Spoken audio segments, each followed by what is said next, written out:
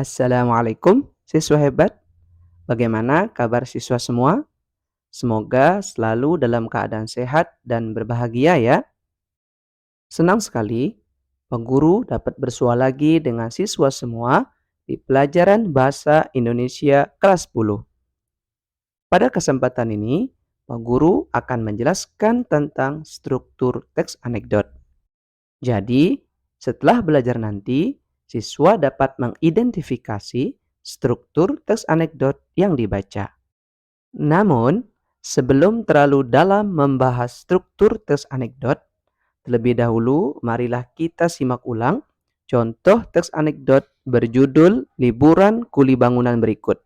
Simak dengan seksama ya. Assalamualaikum warahmatullahi wabarakatuh. Mantap. Perkenalkan ya, saya Didi. Di sini ada kuli bangunan. Berarti saya satu-satunya ya di sini.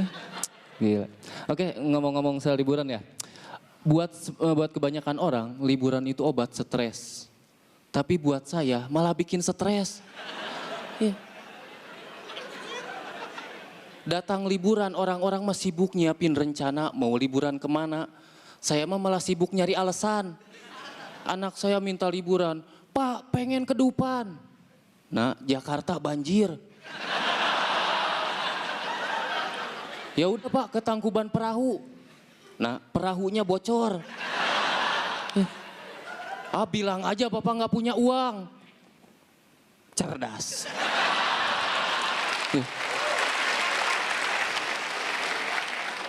Anak saya tuh memang jarang liburan.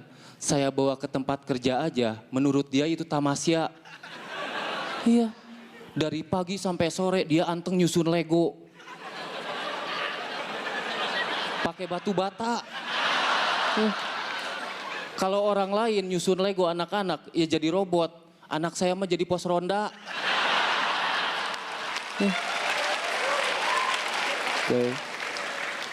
Pulang ke rumah ditanya sama istri saya, gimana nak seru main sama bapak? Mantap mah. Pokoknya udah gede aku mau jadi kuli bangunan. Hei, masa perempuan jadi kuli bangunan? Gak apa-apa mah, emansipasi. Ya anak saya tuh memang jarang liburan, jadi dia norak. Kemarin aja nih, saya bawa ajak mandi bola, dia bawa handuk.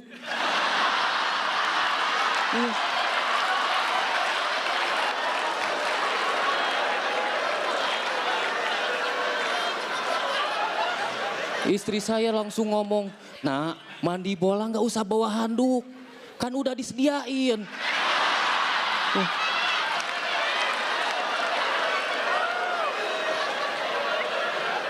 Tapi bukan cuma anak saya juga jarang liburan. Satu-satunya liburan saya, ya di Suci 7 ini. Iya, buat saya kompetisi ini liburan. Gimana enggak coba, saya bisa pergi ke Jakarta, tidur di hotel, kasurnya empuk. Ya, kalau saya tidur nih langsung terbayang hal indah. Enggak kayak di rumah saya, ketika tidur langsung terbayang cicilan. Ya, tapi gara-gara itu saya sering diprotes sama anak saya. Dia bilang gini, Bapak mah curang, tidur di hotel, makan nasi kotak, tiap hari naik lift.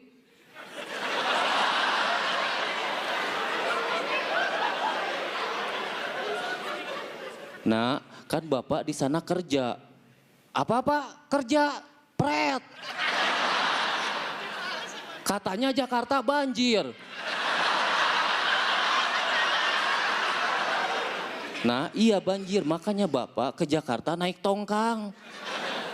Ya, anak saya tuh sering protes gitu karena dia tuh pengen banget ke Jakarta, pengen tahu Dupan.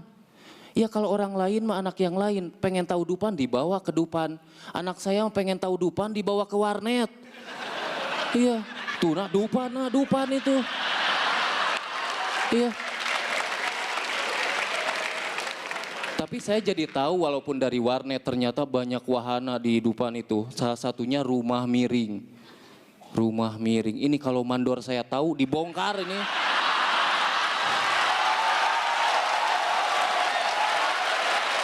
Iya.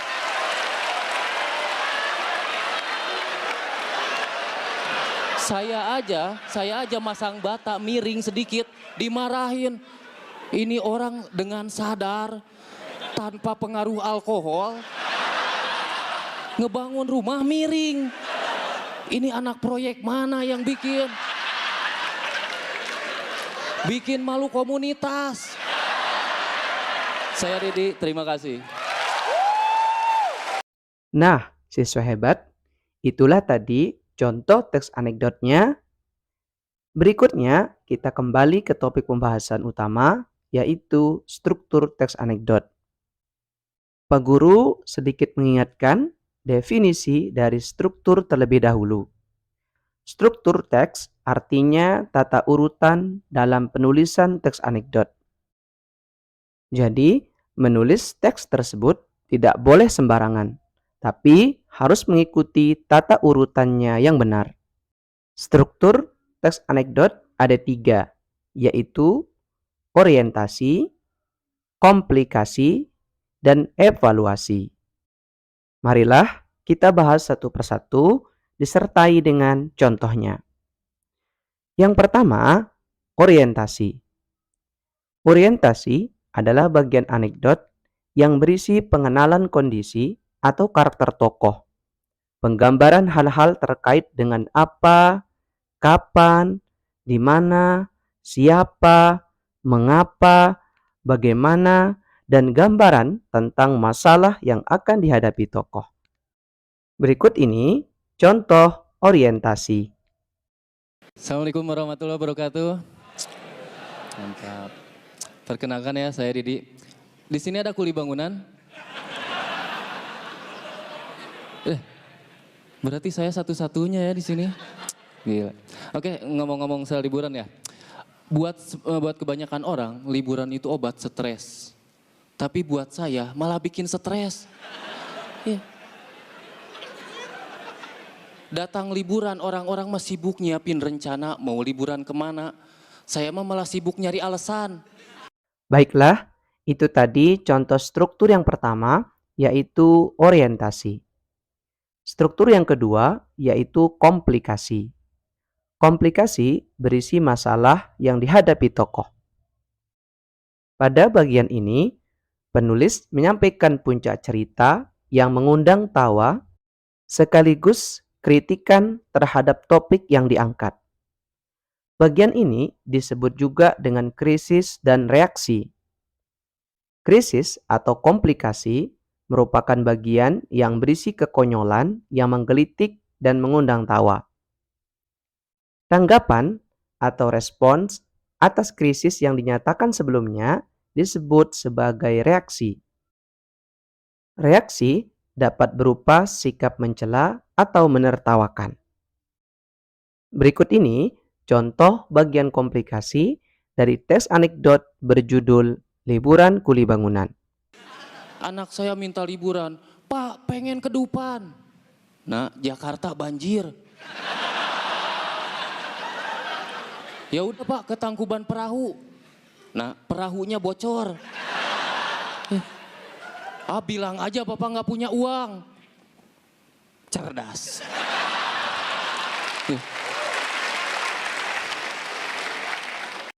Siswa hebat, sudah dipahami ya struktur teks anekdot yang kedua.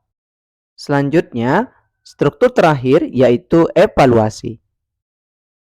Evaluasi berisi komentar terhadap isi atau pesan dari fenomena yang telah diceritakan. Bagian ini disebut juga sebagai koda. Namun, bagian ini bersifat pilihan, dapat ada ataupun tidak ada. Contoh evaluasi sebagai berikut. Anak saya itu memang jarang liburan. Saya bawa ke tempat kerja aja, menurut dia itu tamasya. Nah, itulah evaluasi atau komentar terhadap fenomena yang diceritakan Didi. Alhamdulillah, ketiga struktur teks anekdot sudah semua Pak Guru jelaskan, sekaligus memberikan contohnya. Pak Guru berharap siswa semua sudah memahaminya dengan baik. Sebelum kita tutup pembelajaran ini, Pak Guru simpulkan dulu.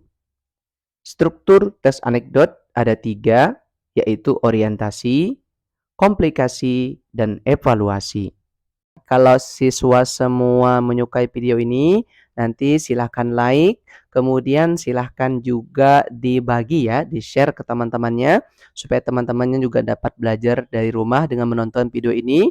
Dan jangan lupa juga untuk di-subscribe, supaya Pak Guru tambah semangat dalam membuatkan siswa semua video-video pembelajaran yang lebih menarik. Terima kasih, sampai jumpa. Assalamualaikum warahmatullahi wabarakatuh.